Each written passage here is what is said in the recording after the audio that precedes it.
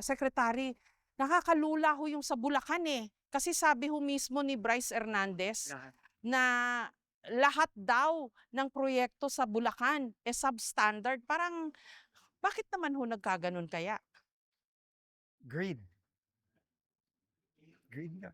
I think ang first step, kailangan matakot ang mga gumagawa nito o posibleng gumawa nito. Ang problema dito sa nangyari kay Alcantara, kay Bryce, kay Mendoza, Hernandez, Alcantara, wala silang takot eh.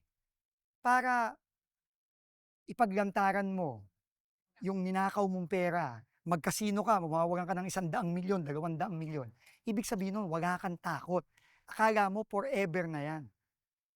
Yun ang kailangan unang-unang mabago. Kailangan ngayon, matakot lahat ng taga-DPWH na pag ginawa nyo ito, kung ano nangyayari kay Alcantara, kay Hernandez, kay Mendoza, ganun din ang mangyayari sa inyo at pati sa pamilya ninyo. Kasi umiiyak na ho ngayon si Alcantara.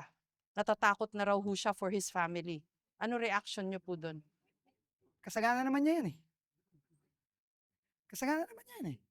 Yun ang unang-una. At ikalawa ho, kailangan talaga complete overhaul ng sistema dito. Ang dami ko na hong nakitang problema at dahan-dahanin ho natin aayusin yung sistema. Pero ito talagang babaguhin to ng buo. Kailangan. Nightmare ho tong Nightmare. DPWH, no? Nightmare. Wala pa ako nakita sa tagal-tagal sa gobyerno. Wala pa ako nakitang ganito.